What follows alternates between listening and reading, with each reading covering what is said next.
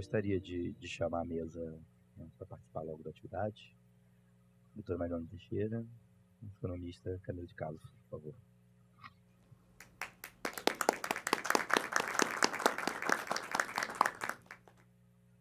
Começar agradecendo pelo convite do Instituto Democratismo, para mim é uma honra estar aqui. Em particular, agradecer ao Marco, que foi quem me contatou.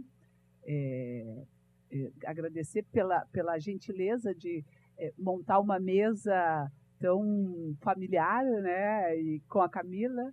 Então, fico muito contente de poder estar aqui com vocês e tratar de um tema que, para nós, é um tema muito importante, que é como a gente vê a questão das mulheres na reforma da Previdência, né?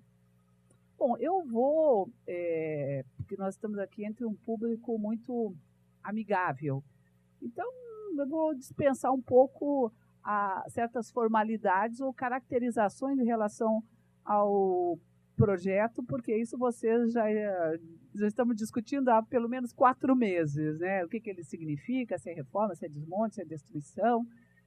Eu acho que nisso nós já temos um razoável consenso em relação ao que ele significa, né? Então, vou pular desses preâmbulos, porque ontem, inclusive, durante o dia, vocês devem ter tido oportunidade, com as presenças que estavam aqui, de terem debatido exaustivamente todos esses aspectos, né? E vou, então, me concentrar no que foi o nosso pedido, para mim e para a Camila, que é tratar justamente da questão das mulheres. Bom, eu vou tratar, evidentemente, de um aspecto mais geral, mas, e sempre que possível, fazendo as identificações, né? Então, por exemplo, em relação ao impacto sobre as mulheres negras, impacto sobre as trabalhadoras rurais, impacto sobre eventualmente sobre as servidoras, né? Mas a ideia é fazer uma abordagem geral. E começaria fazendo primeiro, eu não sei, tá boa a visualização para vocês? Será que as luzes aqui tá tranquilo? Tá. Bom, começaria, claro, fazendo o que é uma consideração geral que sobre qualquer perspectiva em que a gente analise esse projeto, ele aponta necessariamente para novas formas de exclusão social e desigualdade, que afetam toda a sociedade, toda a classe trabalhadora, mas, em particular, as mulheres brancas, as mulheres negras, as trabalhadoras rurais, trabalhadoras domésticas, a população jovem, condenando a um maior grau de precariedade e proteção social. Ou seja, já é uma população que, nesse período de retrocessos sociais, vem sentindo de forma mais significativa esses retrocessos, né? Então, é muito difícil não falar da reforma da Previdência sem falar de todo o desmonte que tem se caracterizado esses últimos 4 anos, não só em relação à emenda constitucional, a emenda 95, que estabelece o teto dos gastos sociais e tem uma implicação muito, muito significativa sobre as políticas públicas, em particular sobre essa parte da população, sobre as mulheres. Eu vou falar um pouco mais sobre isso ao final, assim como os reflexos da reforma trabalhista e da crise econômica e do nível de desemprego que a economia brasileira, que o país atingiu no último período, né? Então, evidentemente, né, e não poderia se esperar coisa diferente, o projeto, a proposta, ela simplesmente despreza qualquer relação que existe no interior da sociedade e na estrutura do mercado de trabalho, em relação às desigualdades, em relação aos diferenciais de gênero e de raça e regional. E quando a gente combina esses diferenciais, então, o potencial é ainda maior. E, evidentemente, despreza os impactos dos retrocessos, tanto em relação ao tema da reforma trabalhista, como o recuo do emprego nesse último período e o crescimento da informalidade, do trabalho precário, etc., né? Bom, uma das grandes virtudes do sistema de seguridade social do Brasil, além de todas as outras que vocês devem já conhecer de cor, sem dúvida nenhuma, é que o fato de ter regras diferenciadas, e o Brasil é um dos poucos países do mundo em que tem regras diferenciadas, ela permite que se amplie o número de beneficiários para compensar algumas das, vamos dizer, desigualdades estruturais que estão presentes no mercado de trabalho. Então, por exemplo, o tempo de contribuição ou uma idade mínima para requerer aposentadoria, isso faz uma diferença gigantesca para homens e mulheres, por exemplo, porque as mulheres dificilmente atingem um tempo de contribuição mínimo. Em compensação, para os homens, isso é um pouco mais, mais favorável. Por outro lado, a maioria das mulheres se aposentam por idade. Então, se nós tivéssemos, por exemplo, um regime em que só estabelecesse a contribuição, o tempo de contribuição mínimo, 30 anos para as mulheres, 35 anos para os homens, isso provocaria uma exclusão das mulheres, ou um adiamento, um retardamento das mulheres para acessar o benefício enorme. Então, depois vamos falar um pouco mais, melhor desses dados, né?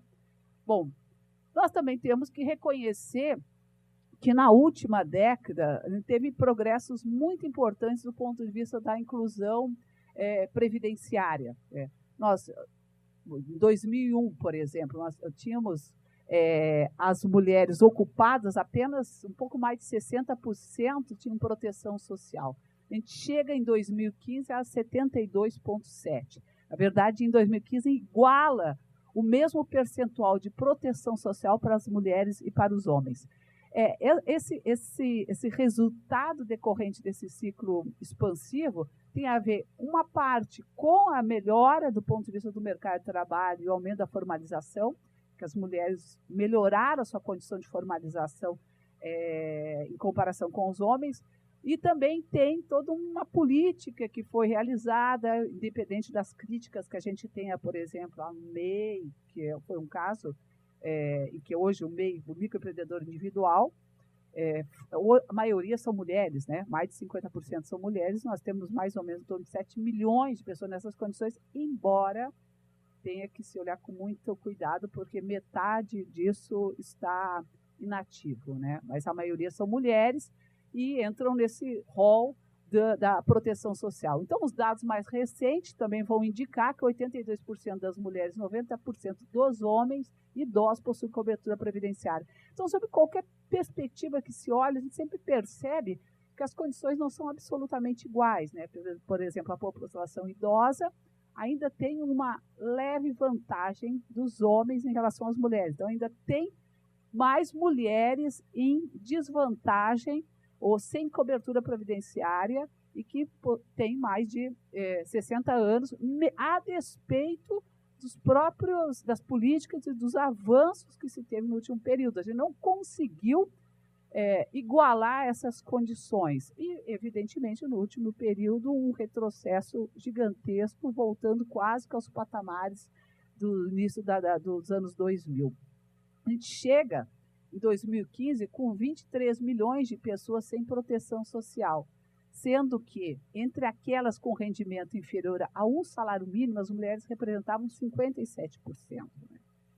Então, quais são os argumentos utilizados para reforçar as mudanças na regra? Então, por exemplo, por que vocês, mulheres, acham que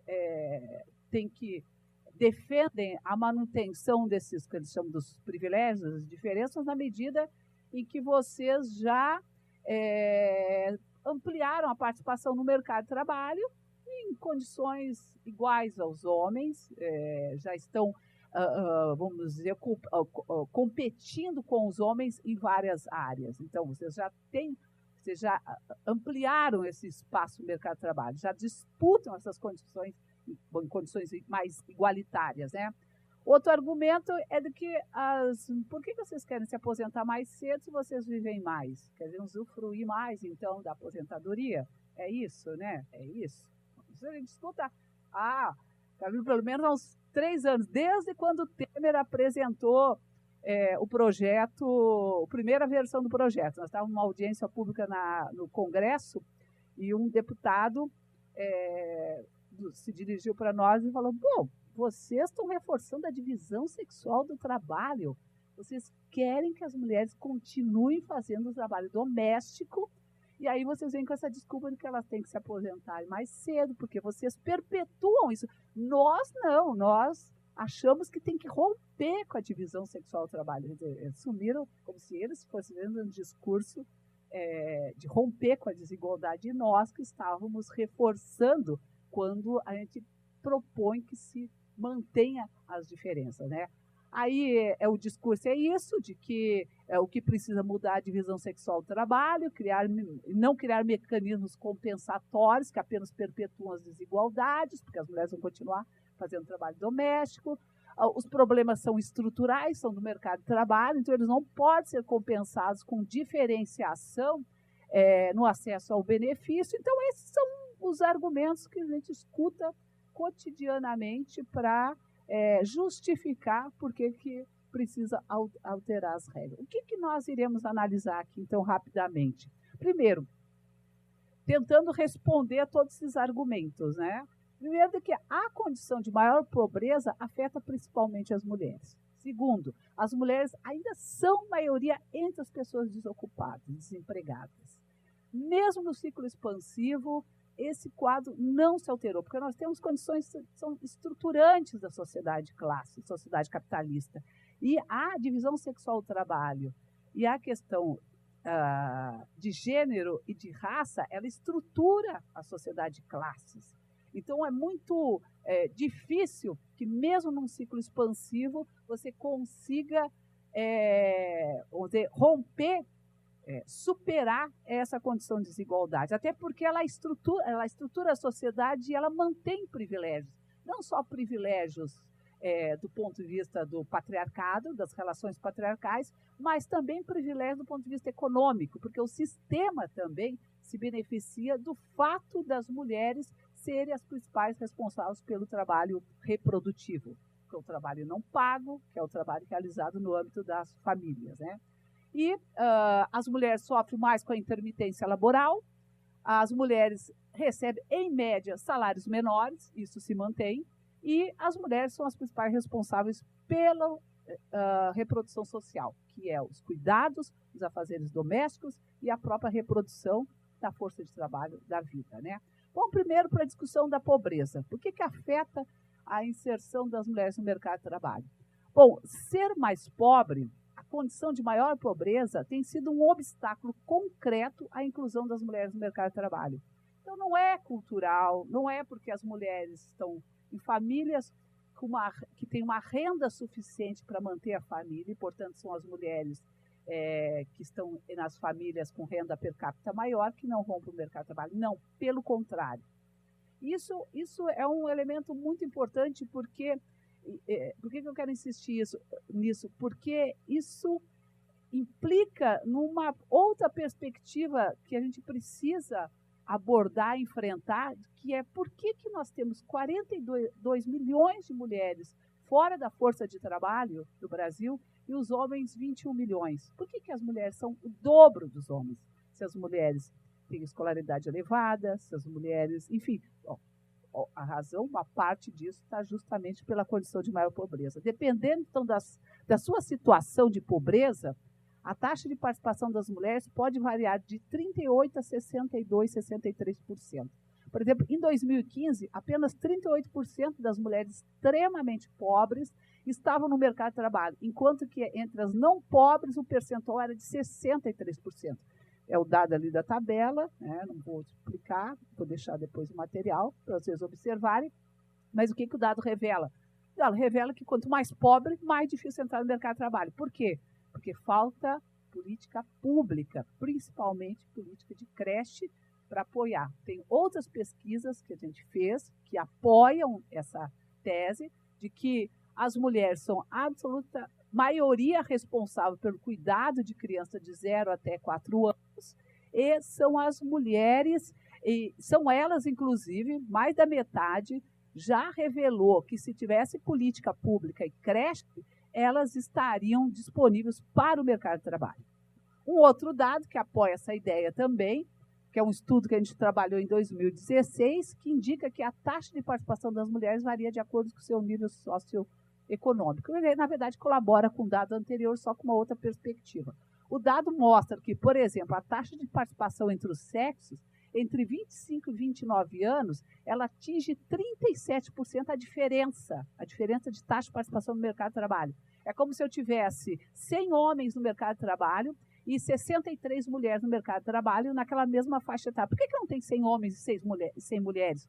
Por que da diferença? Por quê? Porque são justamente participam de faixas de renda entre R$250 a renda per capita, em média, por família, até R$500. Porque quando eu vou para uma renda, por exemplo, de mais de 5 salários mínimos na família, a diferença entre homens e mulheres na taxa de participação é 5,4%.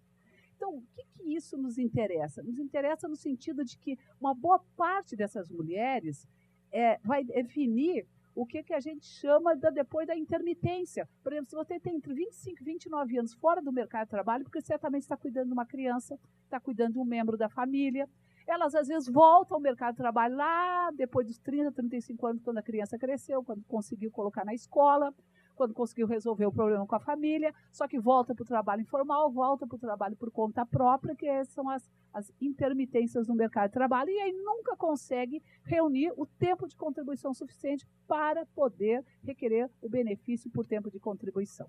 Então, por exemplo, porque as mulheres são maioria das desempregadas, esses últimos dados, por exemplo, indicam que são 13 milhões de desempregados, as mulheres representam 52%. Quando eu vou olhar, por exemplo, o comportamento do emprego nesses últimos 4 anos, o desemprego entre as mulheres dobrou, ele cresceu 90%. Gente. Quando eu olho o dado das mulheres negras, dobrou literalmente 100%. 100% entre 2014 e 2018. Se eu pego os dados gerais de desemprego, esses 13 milhões, 33% das pessoas desempregadas são mulheres negras. Ou seja, para cada 100 desempregados no Brasil hoje, 33 são de mulheres negras. Então, mulheres negras e mulheres pobres. Então, ou seja, o desemprego está onde? Está entre a população pobre, negra e com menor escolaridade. Né? A faixa etária que o desemprego mais se ampliou, por exemplo, as mulheres, foi justamente entre as que têm 60 anos ou mais. O desemprego aumentou 199%. Vamos arredondar para 200%, né? A população que tem mais de 60 anos. Só que a reforma promete emprego até os 80 anos de idade. Bom, se eu tenho 60 anos, está difícil com 40, porque já nos dias nós somos velhas, mulheres, homem, mulher, já é velho com 40. Com 60, então, tu imagina, ele promete até os 80 anos. Você tem 200% do desemprego dos últimos 4 anos na população com mais de 60 anos. Então, precisamente pela responsabilidade com a reprodução social, que as mulheres transitam então, de forma mais acentuada entre desemprego, inatividade e o trabalho informal e precário. Inatividade é aquele caso que eu comentei antes da condição de pobreza, né? Quer dizer, a situação de pobreza das mulheres, uma determinada faixa etária, faz com que elas sequer consigam acessar o mercado de trabalho. Então, evidentemente que uma trajetória pouco linear no mercado de trabalho vai fazer com que uma mulher que chegue aos 60 anos, ela tenha no máximo 15 a 16 anos de contribuição. Porque de trabalho, na maioria das vezes, tem 45 anos, tem 40 anos, mas só conseguiu contribuir regularmente durante 15, 16 anos. E o que acontece com as mulheres? Elas voltam da maternidade, muitas vezes o empregador dispensa, porque diz que, bom, mulher grávida já é problema, mulher com filho mais ainda, só vai me dar dor de cabeça. Então, demite. Muitas vezes as mulheres também se demitem porque elas não têm como conciliar o trabalho produtivo com o trabalho reprodutivo, ficam um tempo fora do mercado de trabalho. Quando voltam para o mercado de trabalho, voltam para as posições mais precárias. Algumas criam uma expectativa de que podem trabalhar em casa, podem virar empreendedoras, podem ter o seu próprio negócio como uma forma de conciliar. E aí o crescimento da informalidade do trabalho precário. Então, a condição de inserção das mulheres no mundo do produtivo tem muito a ver com a forma como as mulheres se associam no mundo reprodutivo. Se eu tenho que cuidar de uma casa, se eu tenho que cuidar de filhos, de idosos e de doentes, eu vou procurar trabalho aonde fica mais fácil de eu poder me deslocar no horário do meio-dia para poder buscar o filho da escola, poder preparar o almoço. As creches em São Paulo é um absurdo. Elas começam a funcionar às 8 da manhã e vão até às 5 da tarde. Quer dizer, ninguém que trabalha uma jornada de 44 horas consegue manter um filho e uma filha nessas condições. Então, tem um problema muito real, muito concreto de política pública, né? Então, o que vai acontecer? Nós temos 54% das mulheres negras e 44% das mulheres brancas hoje estão na informalidade. Estão num trabalho sem registro ou num trabalho por conta própria. 2/3 das mulheres, e aí a decorrência disso é que 2/3 das mulheres, em torno de 66%, vão se aposentar por idade, porque não alcançam o tempo de contribuição mínima, né? Então, os dados que a gente trabalha são os dados de 2014, que mostraram que das mulheres que se aposentaram em 2014, dos 2/3 por idade, a média de contribuição delas era de 18,2 anos. A mediana, que é aquilo que separa 50% menor de 50% maior, era 16 anos, ou seja, metade das mulheres que se aposentaram em 2014, elas tinham entre 15 e 16 anos de contribuição. Vocês imaginam, então, por exemplo, quando ele anunciou, tempo atrás, podemos rever a idade mínima das mulheres de 62 para 60. Bom, mas se mantém o tempo de contribuição de 20 anos, não faz absolutamente nenhuma diferença.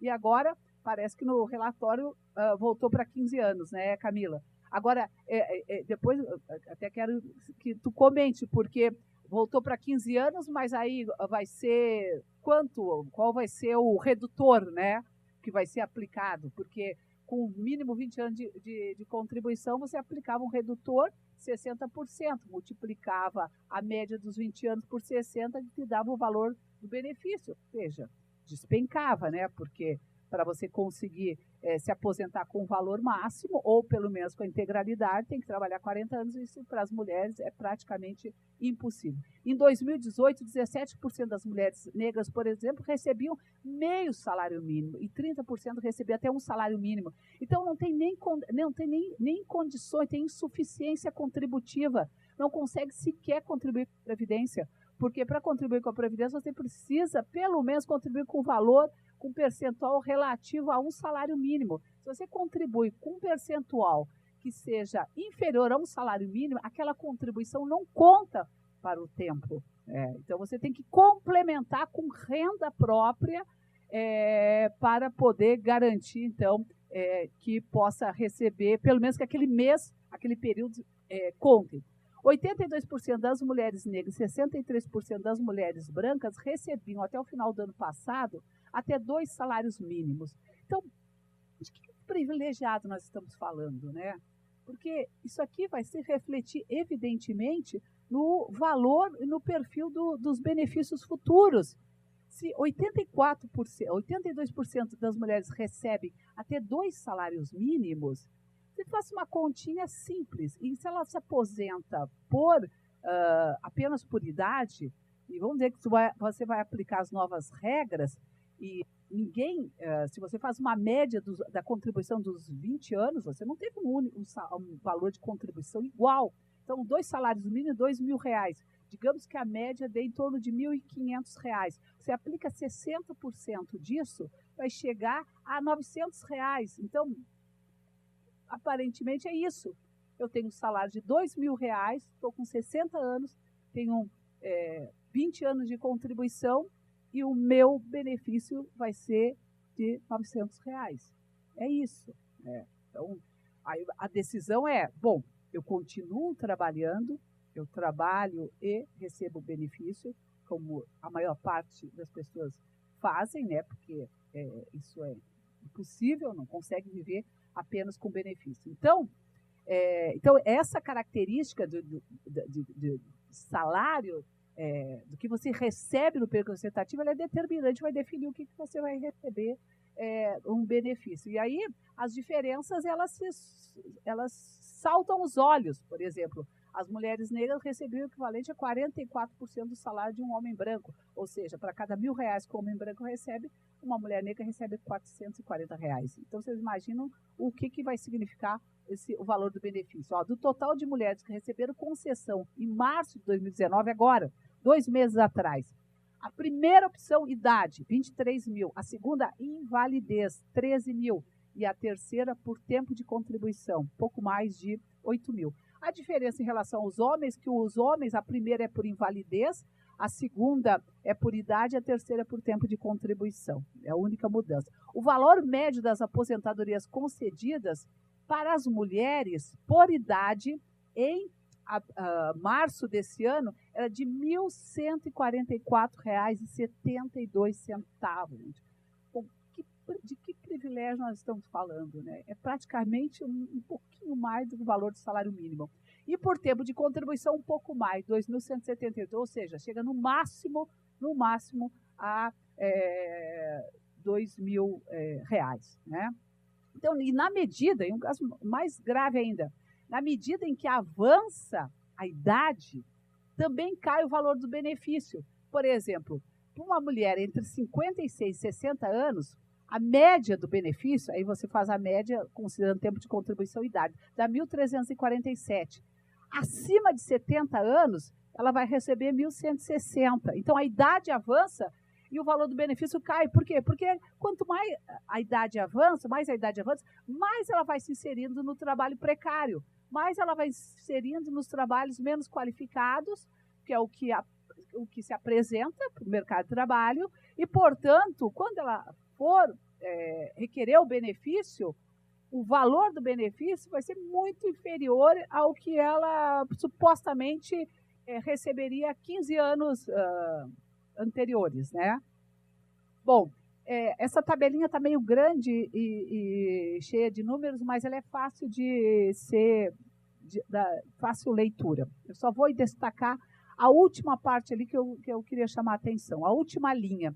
Aqui são na primeira coluna são as posições da ocupação: empregado com carteira, sem carteira, trabalho doméstico com carteira, sem carteira, empregador, conta própria, servidor público. E aí, nas linhas tal, o total de pessoas que não contribuem para a Previdência Social. E a última totaliza. Nós temos hoje, esses são dados recentes, estão no final de 2018, do total de mulheres negras que estão ocupadas no mercado de trabalho, 41% não contribuem com a Previdência.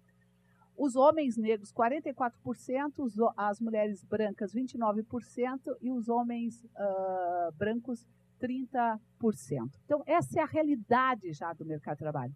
Isso é uma questão central. Então, assim, uma parte, é claro, que não responde por tudo. Se você quer recompor as contas da Seguridade Social, para além de tudo que vocês devem ter escutado ontem durante o dia, recompor também através da formalização do mercado de trabalho é central, porque nós temos o total aqui dá 38%, então 38% das pessoas, e não é só das pessoas, porque se você está no mercado de trabalho formal, tem também a contribuição do empregador, não é só contribuição individual. Então, se você consegue combater a ilegalidade e a informalidade, você consegue recompor uma boa parte das contas públicas. E agora, encerrando, eu queria só chamar atenção para esse aspecto aqui, que é a questão do trabalho, da reprodução social, e por que para nós é fundamental, além de tudo que eu trouxe para vocês, tudo que eu disse em relação às diferenciações que se mantêm do ponto de vista do mercado de trabalho, Essa última lâmina fala sobre a cadeia de sustentação das necessidades humanas. Tá? A letrinha está um pouquinho pequenininha, mas nós temos uma cadeia, tá, que começa aqui com os sistemas naturais, que é a natureza. Tá? A segunda são os cuidados domésticos, depois a comunidade, lá em cima tem o Estado, mercado. Bom, e aí, claro, o que está incluído no PIB? O que está incluído no PIB é o que é produzido pelo mercado, é o Estado, e o que está ali da comunidade para baixo não é considerado. E uma parte ali, ó, o cuidado. O que é o cuidado doméstico? É o amor, o cuidado, a identidade, a autoestima. Isso tudo é realizado no âmbito das famílias, de forma gratuita pelas mulheres, mas só que não é valorizado socialmente, porque não gera valor, não tem valor monetário. Né? Mas ele é fundamental porque ele sustenta essa cadeia de sustentação e ele está totalmente invisibilizado pela sociedade. Então, eu chamar a atenção de que isso representa horas de trabalho. Não defendemos que esse trabalho seja necessariamente remunerado, porque você não tem como medir monetariamente o amor, o cuidado, a atenção. Isso não tem medida monetária, define isso. Agora, o que a gente exige é reconhecimento social por esse trabalho, porque essa base econômica que é dos cuidados, ela é fundamental porque ela garante que o sistema reproduza. Porque se não fosse o trabalho realizado gratuitamente pelas mulheres no âmbito das famílias, a força de trabalho, como é que iria se reproduzir? Para ir para o mercado, para produzir bens e serviços, né, riqueza. Você tem que ter uma base de reprodução da força de trabalho. Ela se alimenta, ela se veste, ela tem que dormir, ela tem que descansar.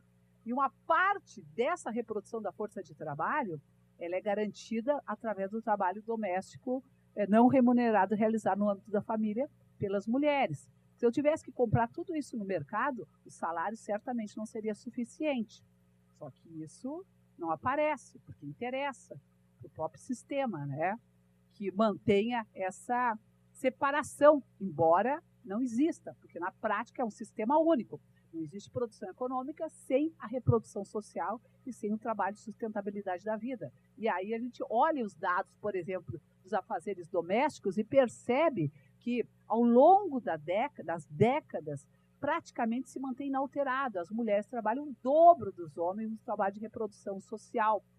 E mesmo com os avanços tecnológicos, mesmo com o aumento da escolaridade, esses dados têm pouco se alterado. Então, as mulheres continuam trabalhando o dobro. Se nós olharmos a jornada de trabalho semanal da classe trabalhadora nas últimas décadas, ela diminuiu a jornada para os homens e aumentou para as mulheres. E isso não repercutiu em mais horas dos homens dedicados aos afazeres domésticos. Pelo contrário. E quando a gente abre os dados por renda, o primeiro quintil, por exemplo, que são os 20% mais pobres, as mulheres trabalham mais ainda, trabalham em média 23 horas por semana, enquanto que aquelas que estão entre os 20% mais ricos trabalham em torno de 17 horas. Mas continue. E quando eu olho, por exemplo, a trabalhadora rural, a gente fez um trabalho lá com o Rio Grande do Norte, com trabalhadoras rurais, a gente chegou à conclusão, a partir dos relatos delas, que elas trabalham 70 horas por semana no trabalho doméstico.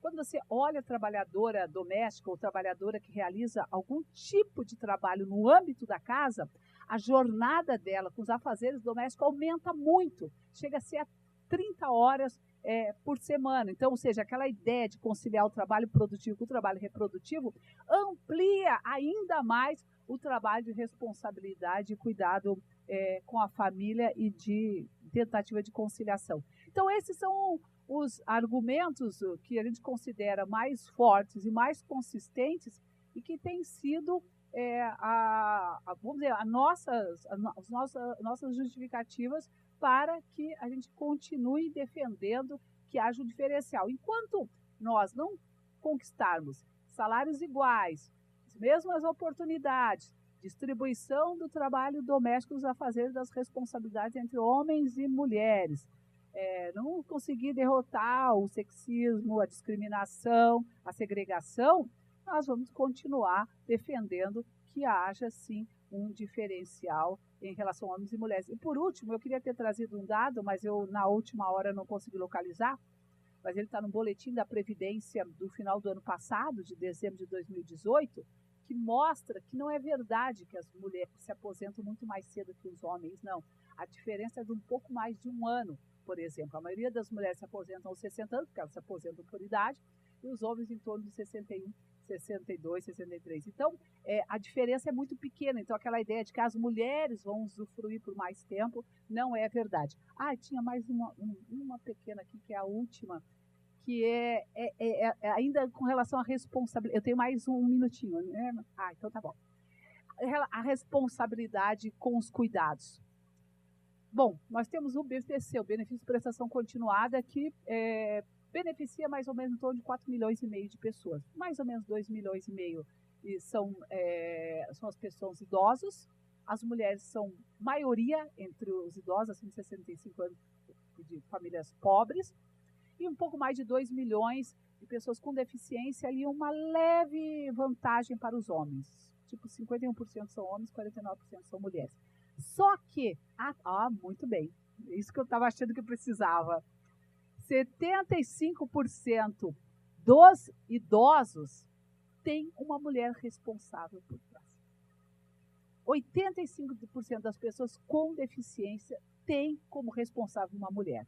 E aí, quem de família pobre, que tem um filho e uma filha com deficiência, sabe o que é criar esse filho e essa filha sozinho. Porque os homens, quando nasce um filho com deficiência, a primeira coisa que eles fazem é botar o pé na estrada, porque não querem enfrentar o problema. E são as mulheres que têm que ir para o trabalho doméstico, para o trabalho por conta própria, para poder garantir as condições de cuidado dessa pessoa. Então, essa é a realidade brasileira. Então, nós temos a ausência de políticas públicas, que vai sobrecarregar muito mais as mulheres, que é aquilo que eu falava no começo da Emenda Constitucional 95.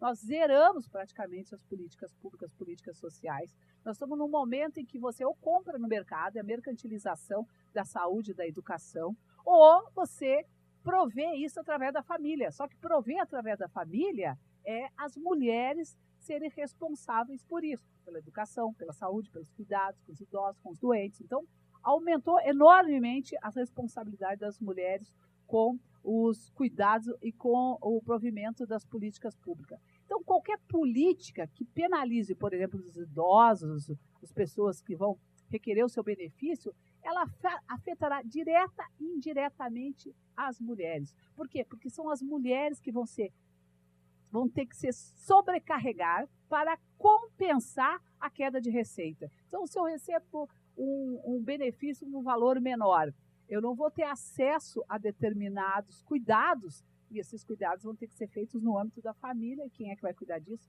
Vai ser uma mulher. Então, direta e indiretamente, o conjunto da reforma, ele afeta sobremaneira as mulheres. Desculpe se eu não tive tempo de conversar um pouco mais sobre as trabalhadoras rurais. Acho que as trabalhadoras rurais têm toda uma especificidade, estão sendo muito afetadas também por isso, e principalmente porque se manter a proposta que estava no texto original, significa que quem vai receber o benefício vão ser os homens, não serão as mulheres, e evidentemente isso contribui para a manutenção de um círculo de violência e de muita brutalidade. E eu queria terminar justamente comentando sobre isso. Eu fui ao Vale do Ribeira umas 3 semanas atrás e tinha uma trabalhadora rural na atividade. Era justamente falar da reforma da Previdência às mulheres.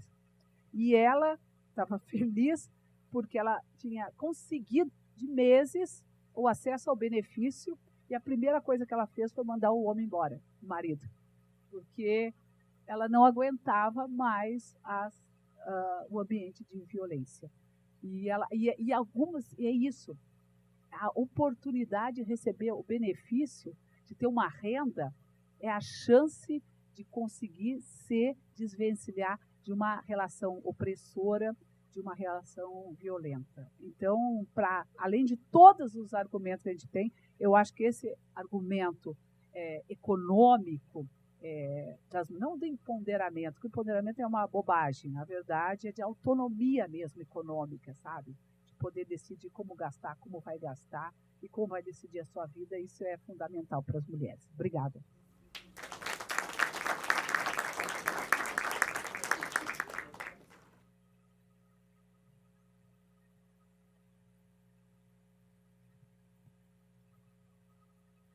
Bom, obrigado, Mariana. Camila, você vai usar também? Tá bom.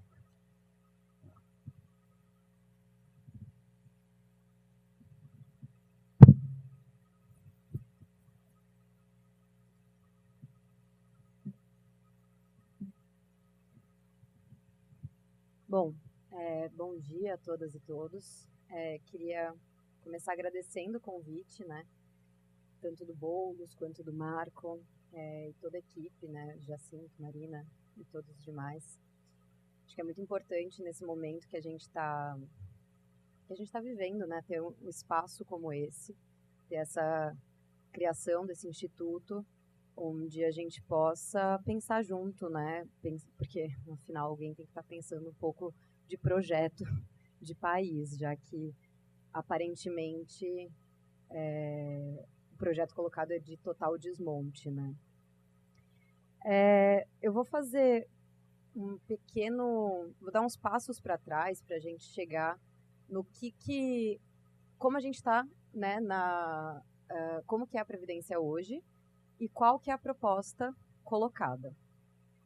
Então, porque é muito engraçado que a forma como eles colocam o debate parece muito que a gente simplesmente um dia se reuniu todo mundo e achou que era legal fazer uma Constituição e colocar que as mulheres teriam essa diferenciação de 5 anos, né, na idade mínima, e que do jeito, né, que eles colocam o debate, parece muito que é isso. Um dia a gente chegou e colocou que ia ser legal a gente ter direitos, né, para a classe trabalhadora.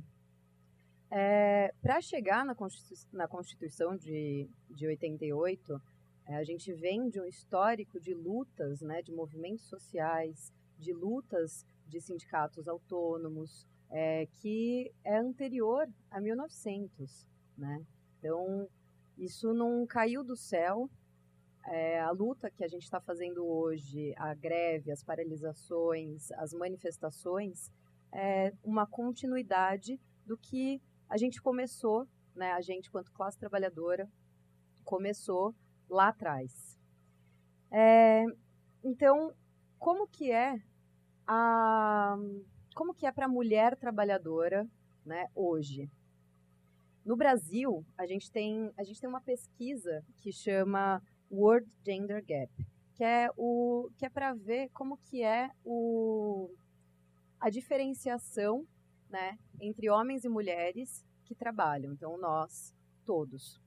O Brasil, na disparidade, né, das relações de trabalho entre homens e mulheres, está na posição de número 95, sendo que a amostra toda são só 149 países. Ou seja, a gente está bem pior a gente está mais perto dos piores, né, para as mulheres do que melhores.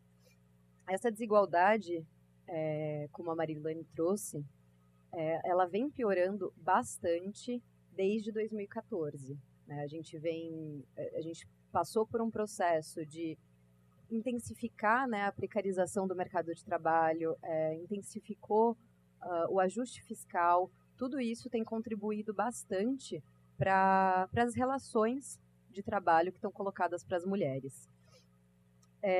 Segundo essa mesma pesquisa, o Brasil, caso adotasse caso o Estado tomasse para si, né, e colocasse políticas públicas para diminuir esse gap, né, essa diferenciação entre homens e mulheres, a gente demoraria, ainda assim, 116 anos para ter uma igualdade entre homens e mulheres.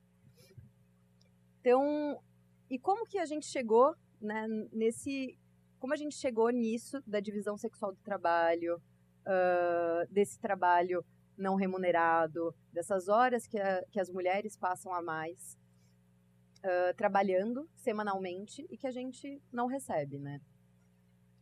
A gente vem, é engraçado que se a gente dá uma olhada bem para trás, né, a gente percebe que anterior à terceira revolução industrial, você tem a mulher na classe trabalhadora, ela poderia ser colocada como muito mais liberta do que a aristocracia, né? A gente tem, a partir do momento que a gente avança no sistema capitalista, avança com a indústria mesmo e retira, né, daquele âmbito de mais agro, de uma economia mais agro, quando você tem essa diferenciação e avanço da indústria mesmo, você tem uma diferenciação de homens e mulheres que antes não era colocado. Antes você era classe trabalhadora, né? Não tinha crianças, todas essas coisas. Basicamente, mais moderno isso, né? É um conceito mais moderno. Então, quando você avança em todos esses aspectos, você acaba fazendo a divisão sexual do trabalho, né? A mulher, ela vai sendo condicionada a uma vida mais no âmbito doméstico. Toda a criação, né, a criança era socialmente construída, né? Não era um ponto da mulher o trabalho e criar uma criança, cuidar de idosos, de deficientes. Isso era construído dentro de uma comunidade, né? A classe trabalhadora estava ali colocada dessa forma. Então, a partir desse momento que você tem esses avanços das indústrias, o avanço do sistema capitalista acaba fazendo essa divisão sexual do trabalho. E aí a gente tem todo esse trabalho não remunerado que acaba impactando hoje, né, em horas a mais trabalhadas, menos salários e, hoje em dia, também um maior desemprego para mulheres. Então, isso vai gerar o quê? Maior pobreza, como a Marilene trouxe vários dados aqui, alguns eu vou acabar repetindo, outros eu não vou acabar passando, já que foi exposto. Mas, então, a gente tem uma dificuldade de sair, quando você tem todos esses aspectos de menos salário, mais desemprego, uma precarização, né, a gente costuma falar, precarização tem rosto de mulher, né? Então, quando você tem todos esses aspectos colocados, você tem uma maior pobreza para as mulheres e, claramente, uma dificuldade de sair de relacionamentos abusivos, né? Que foi um caso concreto agora que foi trazido aqui. Segundo a PNAD contínua, né, que é um dado do IBGE, divulgado mensalmente, as mulheres trabalham, em média, 10 horas a mais que os homens em trabalho doméstico não remunerado. Isso dá mais ou menos um dia, né, de trabalho por semana. Então, basicamente, a gente trabalha um dia a mais na semana do que os homens e não recebe por isso. Com o trabalho, e se você colocar, mesmo colocando o trabalho remunerado dos homens, porque também, se a gente está trabalhando, esse trabalho não remunerado para as mulheres, o que é isso? Pegar o filho na escola, alguém está doente, é a mulher que vai sair do trabalho, né? Ninguém nunca liga para o pai, liga para a mãe. Então, assim, todas essas coisas acabam caindo para as mulheres. Isso faz com que os homens dá essa sensação de que o homem está trabalhando mais, né? Isso, quem está trabalhando, quem está no emprego, a gente vê que a mulher está saindo antes, a mulher sempre está correndo de um lado para o outro para deixar o filho na escola, para voltar do almoço, para fazer alguma coisa, para ir para reunião de pais e mestres. Todas essas coisas dá essa falsa ilusão de que o homem está trabalhando mais. Mas se você juntar mesmo o trabalho não remunerado com o trabalho remunerado do homem, mesmo assim as mulheres trabalham, em média, 5 horas a mais do que os homens. Então, dos 10 não remunerados, a gente cai para 5 juntando tudo isso. Ou seja, a gente continua trabalhando mais do que os homens, mesmo que eles coloquem que no remunerado eles trabalham a mais.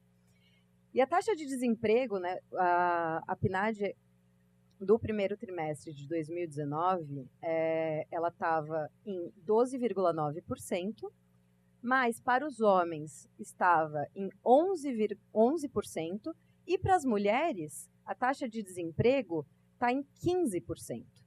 Então, assim, a gente tem claramente mais mulheres, além de toda a precarização que a gente passou com a reforma trabalhista, com todos esses avanços, terceirização, tudo isso que foi colocado desde 2014 para cá, a gente tem ainda assim mais mulheres desempregadas. E todos esses aspectos em conjunto, né, o mercado de trabalho é um ambiente muito, masculinizado e muito hostil para as mulheres. Tem um índice que calcula a taxa de empreendedorismo no mundo, né? E é curioso que o Brasil, em 2017, estava em terceiro país que tem mais mulheres empreendedoras. Aí você olha e fala, pô, massa, né? Parece legal. Parece que a gente está tendo oportunidade, parece que a gente está se colocando. Só que não, né? Porque, na verdade, o primeiro é a Tailândia, que não é nenhum lugar que é um local onde o mercado de trabalho também é bastante hostil para as mulheres. E aí a gente vê que tem uma diferenciação, né? O empreendedorismo por oportunidade, que vai ser um exemplo bom, vai ser o Vale do Silício, né? Que aí é o empreendedorismo para colocar a Apple, né, softwares, coisas assim, ou o de necessidade. Você precisa complementar a renda. Você chega no fim do mês, a renda colocada, né, a remuneração colocada, você tem que optar. Ou você paga aluguel, ou você coloca comida na mesa, né? O salário mínimo, se você pegar o salário mínimo e o aluguel do Grajaú, tá R$800. Como é que você consegue, né, ter uma mínima vida, né, até mesmo para a reprodução da classe trabalhadora? Então, e aí a gente vê que o empreendedorismo no Brasil, que está como terceiro país com maior número de empreendedoras mulheres, é por necessidade, é de complementação da renda. É a mulher que vai vender brigadeiro na saída do metrô. É aquelas. A gente vê aqui em São Paulo, tem bastante na Paulista, Faria Lima, esses locais do capital financeiro, né? Tem inúmeras barraquinhas de manhãzinha, né? Com café, bolinho, e sempre é uma mulher ali, né? No metrô Capão tem várias também. Então, assim, esse é o empreendedorismo que está sendo colocado e que, né, o noticiário fica colocando como algo positivo. E tudo isso, se a gente parar para pensar os cuidados domiciliares, né, que essa divisão do sexual do trabalho acabou colocando para as mulheres. 33% das crianças de 0 a 3 anos frequentam creches no Brasil. Isso quer dizer que 77% das crianças estão sendo cuidadas por alguém, né? Quem são essas pessoas? São as mulheres. Na pesquisa, foi perguntada se fosse possível colocar numa creche, né, que a Marilene colocou, a creche abre às 8 da manhã até às 5 da tarde, sendo que nesse período você já deveria estar no trabalho, né? Foi perguntada, na mesma pesquisa, se fosse possível, você colocaria seu filho na creche? 50% responderam que sim. Então, assim, é uma política de Estado isso, né? Porque se de um lado eles estão falando erroneamente que tem que gastar menos, o Estado é gastão, está gastando muito, e é por isso que a gente tem que fazer a reforma da Previdência, para melhorar, para ter dinheiro, para no futuro. Sempre o futuro que nunca chega, né? Mas tudo isso colocado, eu queria entender qual a mágica que eles acham que vão colocar, que, de um lado, você diminui o acesso, né? Você dificulta o acesso à Previdência, à Seguridade Social, e, ao mesmo tempo, você enxuga o Estado. Ou seja, eles não vão aumentar o número de creches, né? Porque eles deveriam, se 50% das famílias responderam que queriam colocar os filhos nas creches, então o Estado deveria dobrar o número de creches, no mínimo, né? Para atender toda essa população. Então, assim, qual é a matemática que eles estão fazendo que, enxugando de todos os lados, vai dar certo, né? Onde estarão essas crianças se as mulheres vão ter que sair de casa para trabalhar, né, que já fazem isso, a gente já faz isso, e você dificulta o acesso ao benefício. E, ao mesmo tempo, você diminui, num momento de alto desemprego, você diminui o acesso, você diminui os serviços públicos, né? Creches, hospitais, transporte, tudo isso. Então, assim, é a precarização da vida, né? Como se já não bastasse tudo que a crise que a gente está colocado, eles estão intensificando a crise. Além disso, né, do cuidado das crianças, 85% das pessoas com deficiência são cuidados por mulheres. 75% dos idosos estão na responsabilidade das mulheres também. Então, assim, isso tudo para mostrar o porquê que as mulheres não conseguem comprovar o tempo de contribuição de 15 anos, mesmo na regra atual colocada.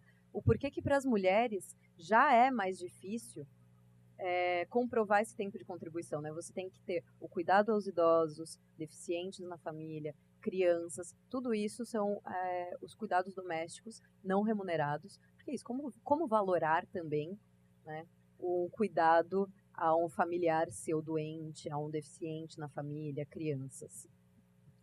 Bom, aí a gente chega com a Constituição de 88, que coloca essa diferenciação entre idades de homens e mulheres, basicamente para corrigir esse erro histórico, né? Onde as mulheres trabalham mais, coloquei aqui, né, em média 5 horas a mais por semana, e a gente recebe menos, e está mais desempregada, e está mais no emprego informal. Então, você coloca a Previdência e toda a Seguridade Social para tentar corrigir esse erro histórico. A Previdência hoje, depois de 88, a gente teve uma série de reformas, né? E a gente teve também algumas melhorias. O MEI, que é também bastante questionável, mas a gente tem que lembrar que essa mulher empreendedora que está sendo colocada também entra nisso, né? E a gente conseguiu, com alguns avanços, colocar o MEI dentro do regime previdenciário. A gente conseguiu a formalização do emprego do emprego doméstico, né, do trabalho doméstico. Tudo isso beneficia nós mulheres. Rural também, na regra, não nessa PEC, né? Esses avanços todos acaba pegando muito mais as mulheres, né? Somos nós que estamos mais, em porcentagem, são as mulheres que estão mais na previdência rural.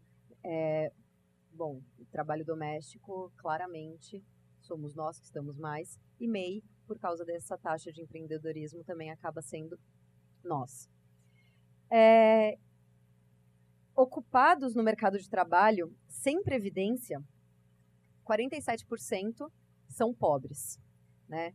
Desses 47%, 72% são negros. É por isso que a gente vem falando que essa reforma é racista e machista, né? Ela vai atacar muito mais as trabalhadoras negras, aos trabalhadores negros e as trabalhadoras mulheres, né? Quando você faz essa diferenciação por gênero e raça, sem proteção e que tem emprego hoje, mas não tem proteção da Previdência, de mulheres negras são 62%, mulheres brancas são 46%, homens negros 46% e homens brancos 29%. Então, as mulheres negras que estão que é o emprego informal, né? Então, você não tem as proteções colocadas pela CLT, e até mesmo outras proteções da Previdência, você tem 62% são mulheres negras em relação aos homens brancos, que são 29%. Então, assim, é uma disparidade muito forte e é a classe trabalhadora, né, que é negra, que é mulher. Por tempo de contribuição, só 38% das mulheres acabam tendo acesso ao benefício previdenciário. Então, assim, você aumentar, que agora eles deram esse recuo, né? Mas tem que lembrar também, a proposta da PEC, ela colocava para mulheres 62 anos da idade mínima, 65 para homens, com tempo de contribuição de 20 anos.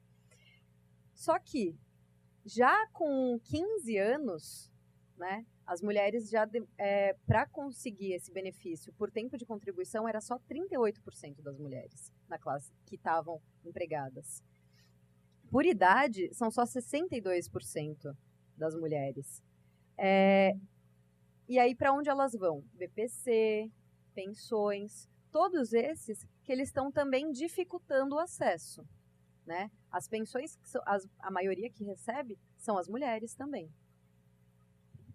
Então, e aí também a gente tem que lembrar uma coisa, isso que a gente teve a PEC apresentada, né, pelo governo, aí teve uma série de emendas, tramitações, debates, quase todo mundo foi para Brasília debater, e aí a gente conseguiu melhorar um pouco o relatório.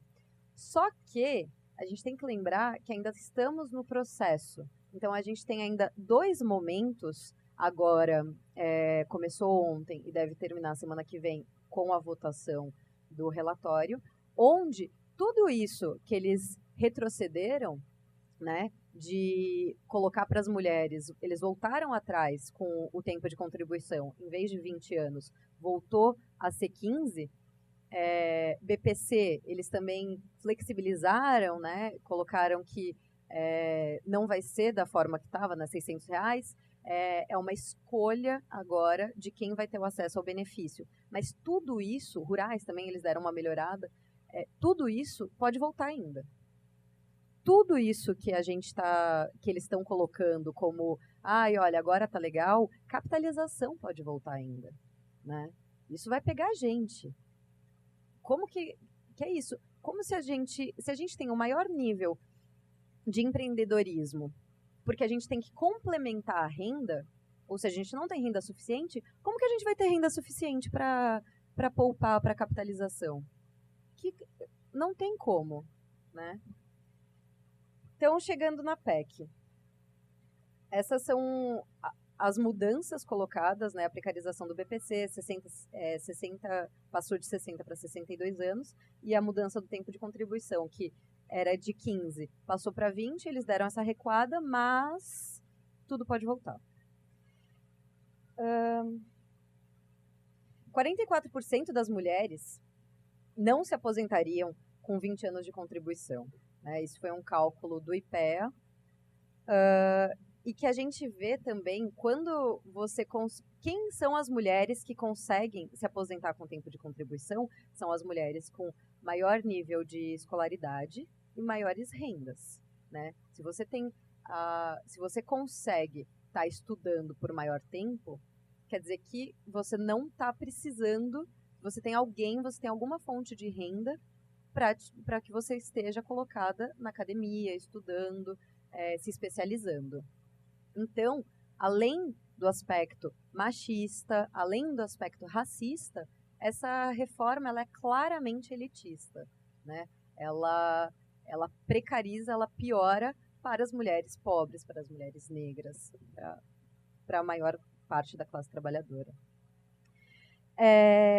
Outro ponto, o porquê que eu comentei da MEI, né? Tem todos esses aspectos que também a gente tem que pensar o que é a MEI, né? O microempresário.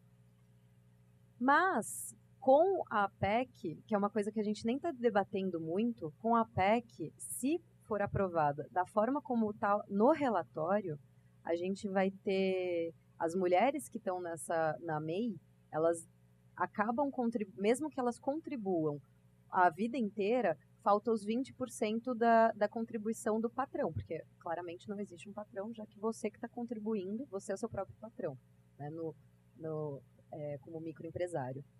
Então, essa falta desse essa falta desses 20% da contribuição vai resultar em que elas tenham, ou elas colocam mais 20% do próprio bolso, ou você vai ter acesso só ao salário mínimo, mesmo que seu rendimento tivesse sido maior a vida toda. Ou seja, você está, de novo, gerando mais pobreza para as mulheres. E aí, para finalizar, não sei como que eu estou de tempo. Tá de boa? Mas já para concluir...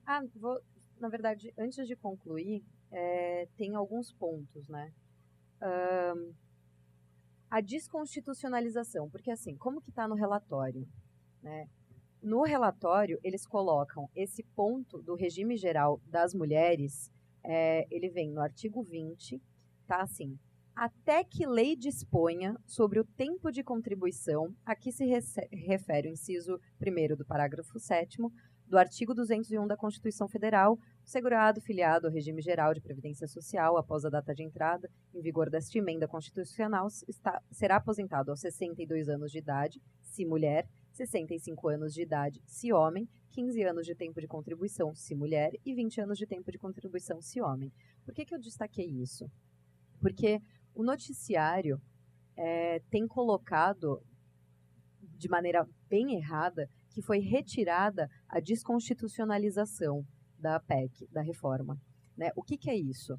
Você coloca na Constituição, né, que eles falaram que não, eles estão colocando na Constituição que vai ser 62 e 65, com 15 anos e 20 anos de contribuição. Só que, pela redação, até que lei disponha, que lei? Não está na Constituição? Então, até que lei disponha, eles estão abrindo, eles não colocam, mas eles estão abrindo a possibilidade de que você altere depois os 15 anos de contribuição para 20 por lei complementar. E lei complementar é muito mais fácil de se passar no Congresso. Você não precisa da quantidade que precisa para aprovar a reforma da Previdência. É muito menor o número. E com a base do governo, você consegue aprovar muito mais rápido. Então, esse até que lei disponha, dá uma margem para você abrir para várias coisas.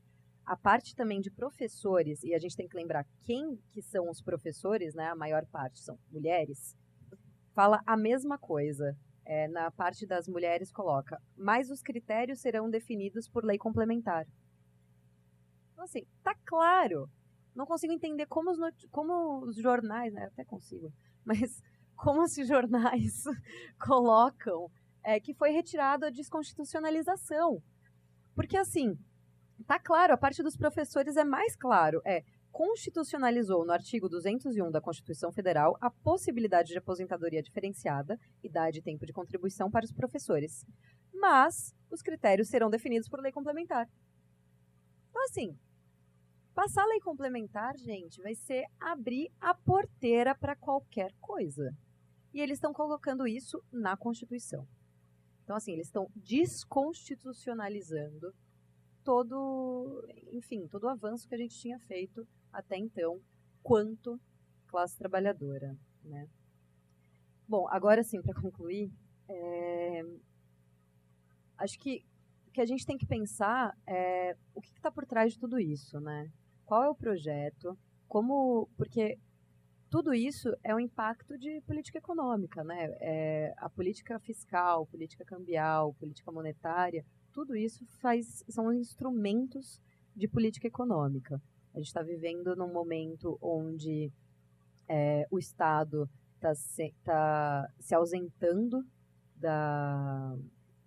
do que deveria ser, né? A gente tem um projeto claro de desmonte do Estado, né? Os ataques ao BNDES, a tudo isso, né? Correios, enfim, uma série de ataques que a gente está vivendo que coloca como Estado mínimo. Então, de um lado, a gente tem alto desemprego, com menores salários, com um mercado de trabalho que tem quem está empregado está mais no emprego informal do que formal. Então, tudo isso é colocado mensalmente pelo IBGE. E assim, num momento onde a população mais precisa de serviços públicos, o Estado se ausenta. Então, assim, qual é o projeto de país que a gente está pensando, né? Porque, assim, o que está colocado a gente vai ter menos creches, né? A gente vai ter menos educação, a gente vai ter menos saúde, a gente vai ter menos acesso ao transporte público, tudo isso sendo cortado, e aí eles também cortam os benefícios, né? Eles cortam também o mínimo que a gente já tinha conquistado. O que é mais engraçado, né? Não é tão engraçado, mas enfim, é que tudo isso acaba tirando renda, né? Ou seja, você está tirando renda da população e espera que magicamente a economia volte a crescer. Sem consumo, sem investimento do Estado, magicamente o setor privado vai olhar para o país e vai falar, vou investir, porque eu gosto do Bolsonaro. Então, assim, é uma abstração tão grande da realidade, né? O que a gente está desenhando, o que eles estão desenhando e impondo para a gente é basicamente que no futuro, em vez de que a gente já vê, né, isso tinha sido apagado da sociedade, né, crianças pedindo dinheiro em farol, coisas assim, tinha acabado isso, né, ou tinha diminuído bastante. A gente vê de novo isso. A gente vê, desde 2015 para cá, a Paulista cada vez mais com a população em situação de rua, né? Então, assim, o que eles estão desenhando, impondo para a gente é que no futuro a população idosa, né? Se passar a capitalização, pior ainda, né? Tem dados que mostram que a capitalização em Hong Kong, no Chile, foi um desastre. Então, assim, a gente está indo para que a gente simplesmente, em vez de só crianças, a gente vai ter uma sociedade onde idosos, velhinhas e velhinhos estão com uma receita de farmácia pedindo dinheiro para comprar remédio. Então, assim, enfim, acho que vou acabar por aqui. Era só para trazer alguns aspectos da gente pensar junto qual é o projeto que a gente quer quanto sociedade e o que está sendo colocado. E lembrar que se a gente chegou na Constituição de 88 com muita luta, também é um tempo difícil, mas a gente vai estar junto nas ruas, lutando e dificultando o acesso deles, desse desmonte. É isso, obrigada.